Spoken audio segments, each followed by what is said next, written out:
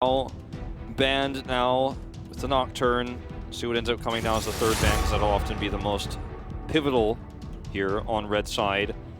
Lucian was the pick we went with last time as T1, and that will be the Thresh once again.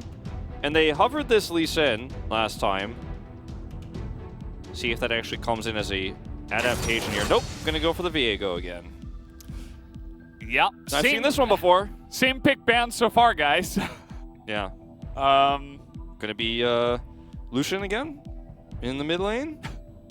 What if they just did like Lucian Rise? It's like, what are you gonna do now? Dalty run back? No, the third pick was actually Aphelios for Dalmonkia. Do they go for it again? Yeah. I mean, I think if you want to play the same comp, like you have to take the Zac here, or it'll probably get banned. But you can go for the Aphelios still. I mean, the same issues apply. Remember that we didn't talk about it too much, but the early game was kind of thrown away with that level 1 fight for T1. We talked about it a lot in the moment, but we didn't really go back to the fact that the game started with a huge, huge deficit, and they will pick the Aphelios once again. Okay. Can ban the Kalista if they just don't want to deal with it this time, because you're not going to get gifted that same early game lead. Whoa. The Jinx. Last second change there alongside of Braum. So they're like, wow, Braum is really strong. Let's fight him at level 1. Maybe if they run into us this time, we can win the level 1. So now we have to find out what the final pick here is going to be on the bottom side with the Aphelios. Leona's still available, but looking towards the Nautilus instead. And that's what they will go with here. I mean, they have a lot of lockdown with the Nautilus and the Ornn together. Okay, here is the follow-up. Oh, really nice flash comes in from Keria, denies the hook into the wall. Such a beautiful flash. And that's gonna do it. First blood goes to the Viego. Gonna become Nautilus for a second. And he knows 100% as Owner is here. Bit of damage comes out, and how about a Rise as well? This is 3-on-1. Khan is gonna get stunned up, and there's zero hope for him. So immediately, he just gets burst down, and that's another kill going over to Owner.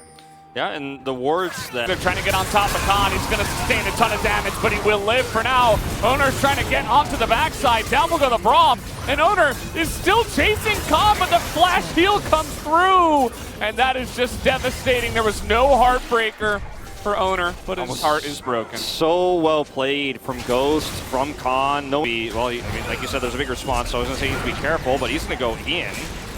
Yeah, they definitely Faker's here. Careful. Here comes Faker. They're going to get on top of Ghost as I think Barrel's going to try to sacrifice himself, and the teleport is going to be stopped, it looks like, as Khan will not be able to get in. That's another great hook coming out from, well, I guess Owner. I was like, wait, what? Aggressive, but he's got a lot of support, and Khan is just running through his jungle. And he's kind of alone here. I guess he might just go down. There you go. It's going to go to Owner as well. Knock up onto Canyon. As they say, we don't really want to fight this. But Monkia. Showmaker. Okay, trying to get on top of him, and he gets stunned underneath the inner turret as he was all alone, and he thought he would be safe. The answer was no. They're trying to get on top of Owner here, and I think they will. Khan is going to get the nice knock up and the shutdown. That's 600 gold for him. So at least they get that, but at the same time Here, I think Showmaker should know. Well, I mean, seems like he's been hiding for a while as Showmaker's going to get burst down, and this chase is so powerful. Culling to the face is not even half of his health bar. As the observers goes down. The observer's showing us the death animation with the skin early, as we're going to watch this one more time. This is just, I mean, a nightmare for Showmaker right now. He's like, I picked Lucian for the prio, I didn't ask for this.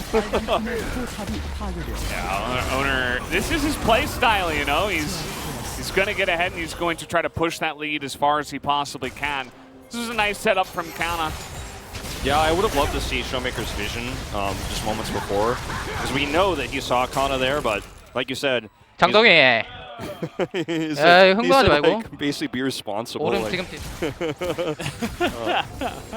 so much setup here for T1. Oh, they're trying to burst down the Braum here, and they're going to get the stopwatch out of him, but can they get any more? That is huge! Actually coming out from Ghost, perfectly timed on the ultimate, and here comes Beryl again, and he's got his own stopwatch. Can they follow up with the damage? The Jinx not really able to put out. They get in here and stop this as it's going to go to the smite from the Ornn of all people. Khan, he's able to get over the wall with that unsealed spellbook and get the job done. As Beryl is just going to try to get away from this one. Look at T1. They're desperately trying to catch up and get anything, but they will not. I mean, Khan has been just... I mean, they're just running in on this one. They don't know about Khan, though, I don't think.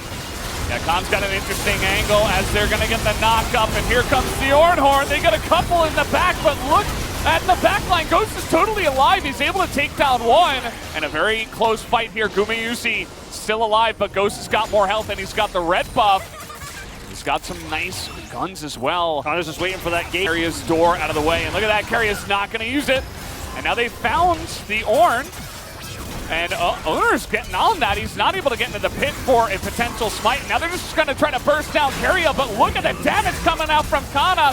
Canyon trying to get the smite, and he will be able to, but the casualties will be gigantic. As, yeah, he's got a lot of stasis here, but he is still going to go down. This is so frustrating for Damwon Kia. You get the Baron, you're not going to be able to get much from it.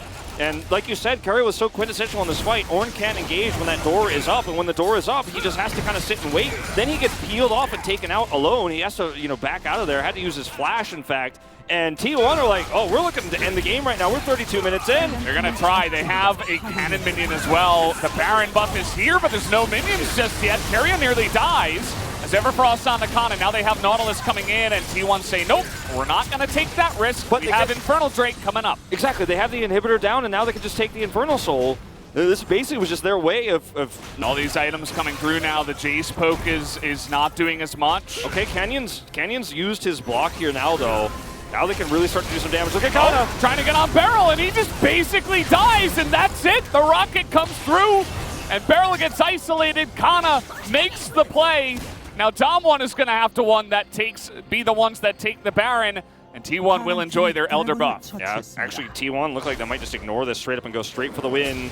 Realm Warp to the side lane, and yeah, Baron buff's here. Gotta use those empowered backs real quick to get back home and set up to defend this. The middle inhibitor is open, and Kana's just going to rejoin the squad. He's not going to waste time pushing for that. They just want to open this win condition up to the... Something else that the rapid fire cannon really helps out with is clearing waves from range, right? He doesn't have to get as close as Beryl goes in and Beryl goes down. It's a nice amount of poke, but that's another dead Nautilus. Okay, that's a dead Nautilus, and that means there's so much more freedom here for T1 to continue to push. The Elder buff is done in 3 seconds here, so that window is gone.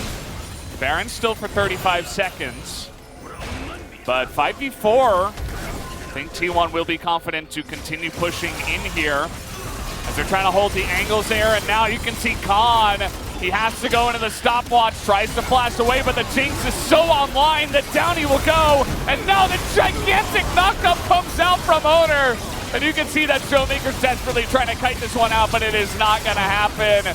As T1, they will be able to take down the Aphelios. Showmaker's desperate to make this happen, but it will not, as Faker will flash. Showmaker is going to go down, and so will the Nexus, and we will have a game number 3 tonight. The plot armor of the perfect day of LCK continues. We're going to a 3rd game. Majority of the games tonight have been nail-biters and close, and this is no exception. There were definitely some moments of hesitation. There were definitely some misplays on the objective. So close, so back and forth. Both teams have to reset their minds before we go into draft for game 3. See what happens there.